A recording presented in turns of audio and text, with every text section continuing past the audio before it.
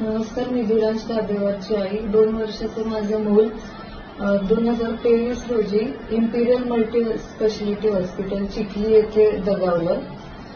तो under treatment होता. मला सांगण्यात आलं की त्याला मायनर लंग इन्फेक्शन आहे आणि आम्ही खूप व्यवस्थित त्याची काळजी घेतो असं डॉक्टर जितेश मदन सिंग दोबाळ यांनी मला सांगितलं.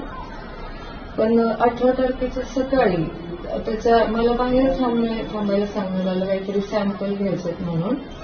आणि मी आतमध्ये येते तर मला वास येतो जळण्याचा काहीतरी.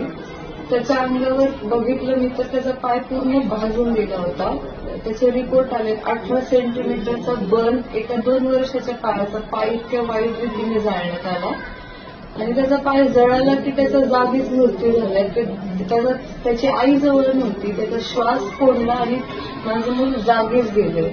आणि माझं मूल कशामुळे गेले नेमकं याची कारण कुठल्याही रिपोर्टमध्ये अजूनही आली नाहीये. तुम्ही पोलीस स्टेशनमध्ये गेला होता, त्याच्यानंतर तुम्ही YCM सगळीकडून मी वर्ष झालं फेऱ्या मारते. सगळीकडून मला खरं सांगायचं तर काहीही नीट मदत करण्यात आली नाहीये. काहीची कुणी ऐकायला काय, मॅडम हे असे चालत नव्हतं अशी उत्तरं मला देण्यात आली.